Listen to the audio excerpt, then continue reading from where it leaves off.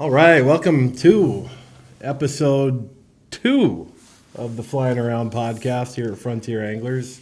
We're Fly Shop podcast. We spent the first episode kind of just talking about ourselves, letting you guys get to know who we are if you don't yet. But you know, Shaun and I were talking about what we want this podcast to be, and you know, I think if we made this an infomercial for the Fly Shop, you guys are checked out. You don't want to hear another fly shop kind of talking about themselves. No, fishing's great. Everything's great. So, you know, one of the things we really want to spend time to do here is to talk about our area, some of the challenges that we're faced as anglers, some of the conservation issues, some of the rules and regulations that we're put under. And the first one that we're going to touch on today is the BBH2. Shaun, let us know what the BBH2 is. The BBH2, with BBH standing for Beaverhead Big Hole. So in 1997, the state of Montana decided to put a moratorium on any new fishing outfitters on the Beaverhead Big Hole. I was a young guy. I think I was about 26, 27 years old. Wasn't sure where life was going to go. To make a long story short, essentially the outfitters that were a generation older than me were grandfathered in, and anyone who wanted to be a fishing outfitter on the Beaverhead or the Big Hole since that time has had to buy an existing permit. Along the way, I've acquired 2, both from Tim Tollett, the previous owner of Frontier Anglers. Another shop that a good friend of mine, Tom Harmon, owned in Sheridan, Montana, just up the road, was where I acquired my first one. So what the BBH2 does is it not only put a moratorium on new outfitters, which doesn't exist on virtually any fishery elsewhere in Montana. I can only think of 2, the Smith and the West Fork of the Bitterroot, where you're going to have to probably buy a permit from an existing outfitter. Every place else, you can kind of go take a test, go jump through a few hoops, pay some money, and you're an outfitter. And that includes most of the most popular rivers in the state. So why is that? Why here? You know, there was definitely a big uptick in the number of people on the water, and particularly the fishing industry, that started to build somewhere around 1994, 95. We had a spectacular window of fishing that was kind of brought upon by an abundance of moisture. The Beaverhead, I don't know if it was ever any better than it was in the late 90s. Mm-hmm. So, in order to protect these 2 fisheries, which the FWP deemed as such amazing resources, well, we're going to limit the commercial side of it. Fast forward to, I can't remember if it was 2001 possibly when these rules were implemented. And so not only was it a moratorium on new outfitters, but we have some interesting river regulations that come along with that. For instance, on the Big Hole, there's a system in place that goes into effect the 3rd Saturday in May through Labor Day, where the river is divided into 7 stretches, and each day of the week, one of those stretches is closed to guiding and outfitting. 20-some years later, I still don't have it perfectly memorized. No, me neither. But anyways, and so what that's done is it gives that stretch of river a day off from outfitting and guiding pressure. It allows the public to, if they don't like us, they want to have their own little window of place to go. Allows the public to have a stretch where we aren't there. And the system functions pretty well. In addition to that, it's even more complicated, where each outfitter's license is different than another, to where there's a peak season of the months of June and July on the Big Hole, where based upon how many user days as an outfitter you have, you're limited to that total number of trips during that peak season. Outside of that, one outfitter's license is as good as another's. I would say, after having lived under the system for 25 plus years, that what has been the best part of it is that we're limited as outfitters in the number of boats we can launch at any given access. They've split the upper Beaverhead, into 2 stretches, and each outfitter gets 3 launches in the upper 7 miles and 3 in the lower 6.5. On the Big Hole, we're limited to 2 boats at each fishing access site. So it does a tremendous job of spreading people out. You know, let's say, I guess the best example I can think of is, let's say we all know the salmon flies are going to be in the Maiden Rock Canyon on Monday morning or whatever. Rather than 70 of us all showing up, we've got to spread out. And I think as Montana goes forward and rivers, more and more people are enjoying fishing our rivers, I think that if we see more rules like this elsewhere in Montana, probably the most beneficial aspect is just spreading people out. Sure. I know on the Yellowstone a lot, we'd have families call up. Hey, I need 7 guides, 7 boats. And everybody floats together. And if you're a guide as part of one of those trips, it's almost kind of courtesy. You'd call around to the other guides, hey, we're going to put in at Loch Levin today, just a heads up. Not saying don't go there, but you probably don't want to go there. So you never see that on the Big Hole. You never see that on the Beaverhead. We get those requests ourselves, parties of 4, 5, 6 boats. Like, hey, we all want to have lunch together if we can. I'm like, well, it's not me. This is actually a regulation. And what a lot of people don't know is that the public themselves this is one jurisdiction the Beaverhead Big Hole rules have over them, is they are not supposed to launch in parties of more than 2 boats as well. However, there's very little enforcement on that, but it's just a good idea because the Big Hole, both of these rivers, neither one of them are large. We're not talking about bodies of water the size of the Yellowstone, the Madison, the Bighorn, the Missouri. So it doesn't take a whole lot of boats all hanging out in a pack to really kind of crowd it up. Sure. Yeah, the banks here aren't the most friendly either, depending on what time of year you're out there. Yeah. Whether you do or you don't like snakes. So who pays for the BBH2 permits?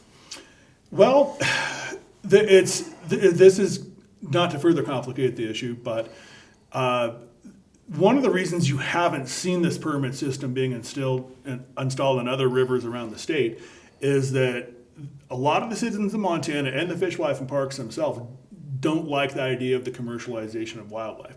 They don't like the idea that an outfitter's permit can be worth money. So what happened, like anything else in the world, if it's a finite resource and you're not making any more, then the value of it's going to increase. So as time has gone by, the value of these permits has increased as well. And that's really been one of the biggest holdups across the state for them implementing a similar system, which could, recreationally manage our resources better. Yeah. But to answer your question, we do. At the end of every year, it's kind of tough. I cough up a check for about $3,000 to the FWP to maintain access to those days I have, and I think that's how the system functions, is off of that money. Fishing guides here make a little less too. The outfitter has to recoup a little bit more of that, so that's all part of the expenses here. This was a new world for me 5 years ago. When I first began working here, you touched on it a bit, but what are some of the benefits that you see from the BBH2? We've watched usage on the Madison to the east of us, the rivers around Missoula to the west of us, the Missouri to the north of us. We've seen an explosion in use, and the fish, wildlife, and parks normally counts these in user days, and ours have actually been for not only the regulations, and we've had a lack of water at times over the last 5 years, but ours have remained pretty stable, whereas you look at some other fisheries around the state and they're just almost on a 45-degree curve as far as the amount of people that are on the water. I'm not going to throw shade at somebody else's piece of water, but in the long run, I think these are going to be beneficial, and I think the state's going to wish they'd done this probably elsewhere. Yeah, no, that makes a lot of sense. The rivers aren't going to get any less busy. They're not making any more of them either. No, they're definitely not making more. So what do we do as a fly shop if the PMDs on the upper river, upper Beaverhead, are just absolutely going off, and we have 6, 7 boats here that all want to go fish the upper Beaverhead? How do we manage that? We have to make those tough calls almost on a daily basis at times. In the summer, the only fair way to do it really is first come, first go. If we get someone who calls and books today for July 7th and we only have 1 or 2 boats that have requested the upper river, we will slot them in, put a notation, and there they go. It becomes difficult when some of your long-term clientele that does a lot of trips with you books later in the year, and why aren't we going there? Well, sorry, but this is the only fair way to do this. Well, and this isn't exclusive to the Big Hole. I mean, I've worked at lodges before where there is a stretch, or up in Alaska, I know they have a river where the rainbows are in there thick, and you get stuck going to the grayling fishery. Now, as an outfitter, I spend a lot of time with the guides, and you do too. I mean, there's kind of a meeting that occurs here every morning, especially with the BBH2 regulations. We double check on the Big Hole where the closure is. We talk about who's going where, and No, I mean, I think probably the best suggestion is if you want to fish the upper Beaverhead, I mean, call early for sure, for one, but also book multiple days. I mean, Yeah. if you're here for 3 or 4 days, we'll get you up there. You know, Yeah. we'll Yeah. try and rotate that as long as you didn't book, last night. Yeah. Chances are Yeah. we can rotate that, and that's pretty common among fishing lodges with hot stretches and that sort of thing. But no, the upper Beaverhead's kind of where everybody wants to be. Why is that? Well, the Big Hole's a tremendous fishery, and we utilize it primarily in April, May, and even out into June. But it's a freestone, and when we run out of snow, water drops, water gets warmer. You start getting 80, 85-degree days in July, and it'll fish well for you in the morning, but it'll fade after lunch. It's done that my whole life. So the two rivers complement each other very well. So about the time that the Big Hole is not, it's starting to falter a little bit with the summer heat and less water. That's when the Beaverhead kicks in as a tailwater. Hatches there start relatively late in the summer. We don't typically see PMDs until at the earliest the 20th of June. And sometimes they'll wait all the way until July 1st, depending on water temperatures. What everyone knows about the Beaverhead that's fished it before is once that gravy train starts at the PMD hatch, the Beaverhead fishes astonishing during Baker's hours. Not a lot going on before the hatch starts. But boy, every fish gets on the same page, and that's the menu, and it's been going on for a long time. And then the bugs themselves are even kind of amazing in that when they first start hatching, you'll see legitimate size 14 PMDs on the Beaverhead, which don't exist many other places that I fished. Right. What's runoff like here in this area? The Beaverhead as a tailwater is not a factor. The Big Hole, more so than any of the other rivers I've fished in the Northern Rockies. Oh, there's a lot of rivers I can think of. You pulled up to the put-in and it's ripping, and the water's kind of maybe a little root beer colored or stuff. You're like, oh no, what's going to happen? How's this going to play out? The Big Hole fish, I think, have evolved due to these big flows in April, May, June, and then not much water at all late in the summer and late fall to just go wild and fly 3-4 feet out of their way to grab stuff floating by. So I guess what I'm seeing is in conditions where other rivers might not fish well, might be some of the best fishing of the year you'll see on the Big Hole. They know that they need to take those calories in before the long, lean dog days of summer end up late in August where things just slow down. So last year, I think we had maybe 2 to 3 days in May where the Big Hole was too dirty to fish, but we fished it every other day other than that. And so there's not a big runoff. I mean, the water can be big, but that doesn't mean the fishing is going to slow down. Sure. Yeah. I'm bringing that up kind of almost in jest. I get that question pretty often. Folks want to come book in May or June. They're like, when's runoff? I'm like, don't worry about it. When's the best time I can come get there around runoff? Well, come get here when you can get here. Everyone obviously wants to. Big Hole is a well-known western river with a very prolific salmon fly hatch, and that's what a lot of the trips we booked over the last couple of weeks. When are the salmon flies coming? So we take an educated guess. But I've seen some amazing salmon fly fishing on the Big Hole in 35 years. But for just all-out, just blow your hair back fishing, probably some of the best I've seen is in the month of May. There's hardly anyone else out there. Right. Fish are super active and hungry. Right. Yeah, it's a quality experience for sure. Yeah. And prior to that, I mean, April's touch and go, but as far as the fishery there, talk about the squalus a little bit. Our rivers, like some other rivers in the Northern Rockies and in Montana itself, we have squalus, and sometimes in pretty big numbers as well. They typically aren't going to show up around here until mid-April. What'll happen in the Big Hole is the upper valley, which we frozen over as a meadow stream, and then we have almost like a spring breakup where that ice will break up and the river will jump up. It'll be pretty dirty for a few days, and then you'll kind of get into the real spring fishing. It can be kind of late winter fishing prior to mid-April on the Big Hole. So you never really know. They tend to eat them by far the best on cloudy days. It can be great, or it can be you might get a few grabs on the squally. You're going to fish a dropper, but certainly have them. But the Jefferson, which is a continuation and a combination of the Beaver and Big Hole downstream, also has squallows and numbers that I've actually not seen on any other rivers in Montana. Fickle though, very fickle. Like sunny day, you wouldn't even know anything's going on. Cloud goes over and the whole thing lights up. So certainly have squallows, and everyone wants to fish big dries, myself included. And so a lot of things have to come together to make everything perfect, but when they do, it's one of those fishing days that you're going to remember for the rest of your life. Right. Yeah. Right. No, I think it pays to be flexible that time of year too. Yeah. Yeah. You know, don't fly in, know you're going to fish 3 days and then fly out. You know, if you can give yourself a week and try and get out there for 3 days, we can look at the forecast and and some pieces of water fish better, and others you need to have a variety of things that line up just right, and then it can go off. So springtime specifically, I guess Yeah, I'm talking yeah. about. Yeah.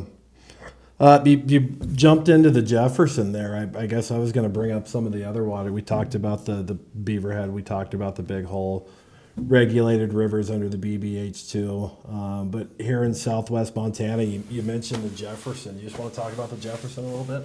Yeah, I lived most of my valley most of my life in the Ruby Valley, excuse me. And the town of Twin Bridges, the confluence of the Beaverhead and Big Hole is just a couple miles from there. And the Jefferson flows north to the town of Whitehall, and then it moves out east to where it hits the Madison and the Gallon to form the Missouri near Three Forks. 99% of the fishing I've done has been between Twin Bridges and Whitehall. It's a tremendous fishery, but it's kind of like you got to know when to go. If you sat 3 people down and you talked about your experience there, well, the people that went on an 85-degree sunny day didn't probably think too much. Right. Very weather dependent, very water dependent, but yet, and we've got a lot of water like that around here, including the lower Beaverhead portions of the lower Big Hole, where if you hit them during the right moment, it can be spectacular fishing. If you decide to push the envelope a little bit when the water's a little bit off or the weather's a little too warm, a little too sunny, it can not be as good. So we're always looking, when we head out of here every morning, like of the 200 and some miles of floatable water we have at certain times of the year, the biggest decision you're going to make every day is which direction to point the truck in. Sure. Yeah. I like that one. At the Jefferson is the confluence of the Beaverhead, the Big Hole, and also the Ruby. Do you want to talk about the Ruby a little bit? Yeah, I was fortunate enough growing up as a kid that I had some family that owned a ranch with about 7 miles of the Ruby, and the Ruby is a tailwater coming out of the Ruby Reservoir, and it fishes very much like a tailwater in the upper few miles. It's kind of just a smaller version of the Beaverhead, winds a lot. It has you'll have shelves that drop into deeper pools, tailouts, but a very prolific fishery. When I was a kid fishing it, I was just kind of like, wow, And anyone who's ever fished the Ruby and had a good day there thinks very kindly of it. Unfortunately, it's a little bit tough to access. It's not a big enough river to float, and so there have been some new accesses over the last couple decades that have opened in the upper 7 miles of the river, but it's kind of difficult to access. But it's a great fishery in itself. No, I would say we send folks there, especially customers in our fly shop who've bought a handful of flies with them. We'll pull the old Google Maps out and show you some spots, show you some accesses. We try and do that with our customers, set you guys up for success when you pop in the shop. Other area waters, Clark Canyon Reservoir. Yeah, Clark Canyon is the source of the Beaverhead, and it kind of fluctuates up and down. The water level varies highly. We'll have whole years where the fishing's spectacular, and then for some unexplained reason, the next year will be a little bit off. But we really enjoy the ice out fishing, where you can just kind of have a couple hours down a nice sunny spring afternoon and go down, stand on the bank, and maybe catch some big rainbows. Somewhere it seems like after the 4th of July, there's a tributary to the Clark Canyon that comes in with some cool water. As you get later into summer, those fish tend to get kind of concentrated at that inlet, and we'll go out there and fish a channel and have pretty good fishing. Yeah. Yeah, it's I would say kind of a local's favorite. There's definitely certainly a lot of your guides seem to migrate off the rivers and into their lake boats and go fish that. Yeah, come late summer, we kind of all like for a nice relaxing day enjoy going out there and dropping the anchor and looking at the pretty scenery and catching a few big fish and get away from just the havoc of going up and down and rowing frantically and cast. It's a pretty relaxing day. And then Poindexter Slough. We're fortunate here in Dillon. Like we've got Poindexter Slough, which is a side channel of the Beaverhead, but it also does have some spring water influence. It's open year round, and it's kind of an even slightly smaller body of water than the Ruby is, but has, provides great winter fishing. People are out there right now. Fish is extraordinary in the spring. It's probably my personal favorite to fish it, but it's got a couple of miles of water that is all public, and it's not just stream access law public. There's a pretty good chunk of deeded ground on both sides of most of Poindexter, and it's it's really cool. Yeah, it's really just a little gem just a couple miles outside of town here. Some nice fish. Sure. You just talk about open waters. If you come out to Dillon, next week, middle of February, what's open here? Not a lot. We have, more restrictive regulations on some of our fisheries. We've got about 7 miles of the Beaverhead that begins 7 miles below Clark Canyon Reservoir from Pipe Organ Bridge to Barrett's Diversion Dam is open. That in Poindexter is about it right now. So we have pretty limited options right now, but most of the things are going to open up April 1st, and then my entire life, that upper trophy tailwater portion of the Beaverhead always opens the third Saturday in May. Why are we so heavily regulated here? We had, in 21 was a tough year to be a trout.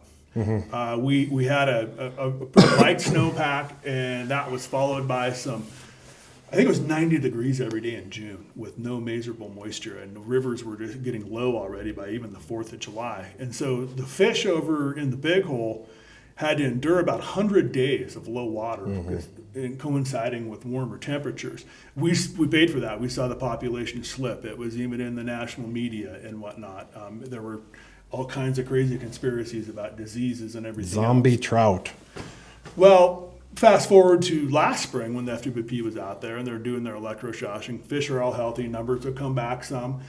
And in the 1,000 fish that they handled, they saw one that had any kind of health issue, which in the human population of 1,000 people, one of us is going to have something wrong with us. So it doesn't appear that it was a disease thing. And like those of us that know that live in Southwest Montana, our trout populations are driven by water or lack thereof.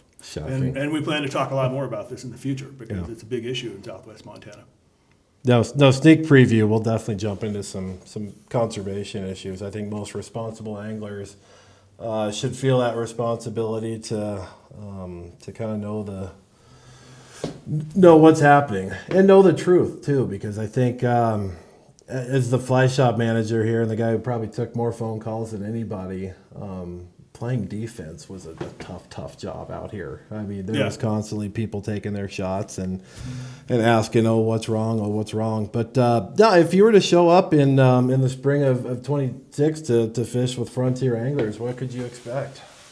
Yeah, we're gonna utilize the Big Hole a lot in April and May, and we're gonna maybe move to a portion of the Beaverhead. A good portion of it from town all the way down to Twin Bridges is another seasonal fishery that it's at its prime in the spring. I mean, there are stretches that don't have big numbers of fish per mile, but your odds of hooking into a 2-footer are about as good as anywhere in the state. Sure. That's these long, lonesome floats where you don't see anybody and you hope you make it to the takeout by dark. Mm-hmm.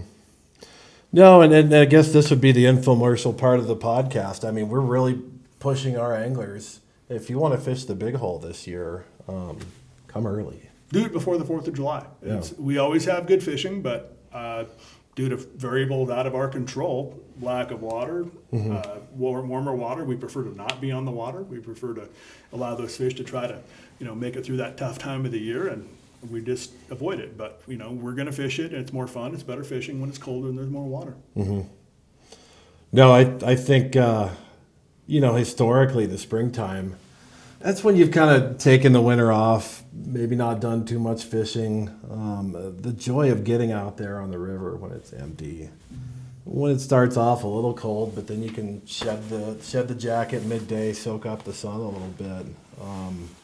We're I think pretty dead on with trying to get you guys out here a little bit earlier this year. We're offering a deal, $100 off. That starts April 1st. Well, that starts today, really. I'll be honest with you. If you're showing up to fish right now, hey, we got a guy going on Thursday. We got a guy going fishing Thursday. Trip one this week. No, we're actually going to run that special through the end of May. So that will also encompass the March 16th. I believe that today. We might be off a day on the Beaverhead opener. I think it's the 16th. That would encompass those 2 weeks until the end of May. So, there's my infomercial part of this podcast is get out here early.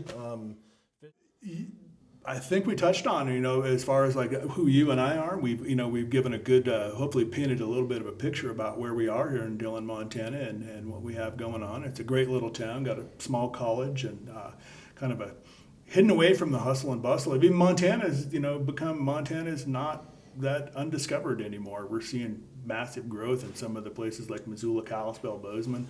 We're still kind of off the beaten track down here, and life hasn't really changed much despite all the COVID and all that. The one thing we didn't touch on was the Madison. We do fish the Madison. We fish the Madison, yeah. Mm-hmm. I'm fishing for 35 years, yeah, and we do a few trips over there. It's about an hour run for us, so it's kind of, we don't do it too often. We do it by request, and we'll utilize it in the spring as well. Sometimes it's a good spring fishery, but it's not too far away as a bird flies. It's probably 30 miles. Yeah. Something fun before we wrap up here. What's your favorite booze? If you're going to the liquor store, what are you looking for? What are you grabbing? I don't drink that much, but I'm kind of a rye whiskey guy. In fact, if I were into Bullet rye, if I'm gonna be somewhere ordering a drink. Me gusta tequila. Por favor. Yeah. I think that'll pretty much wrap it up. We're gonna try and bring you. We haven't really decided. One a week. We're gonna try and pump these out in the springtime. I think we'll eventually get a little too busy. Hopefully sooner than later. Hopefully we're too busy in May with fishing trips. Yeah. We're gonna touch it. You're not gonna hear fishing reports out of us. We're gonna talk about you and I's international experience and some of the fantastic places we've got to spend some time that most people don't encounter in their lives. We're gonna, some of the interesting characters we met along the way, some conservation issues, and a whole host of subjects in the fishing world. We'll talk about rods, we'll talk about equipment, and we'll try to keep it fresh, and we'll try to bounce around a little bit. Yeah. Shoot, yeah. Well, awesome. That has been episode 2 of Flying Around Podcast. We'll see you again soon.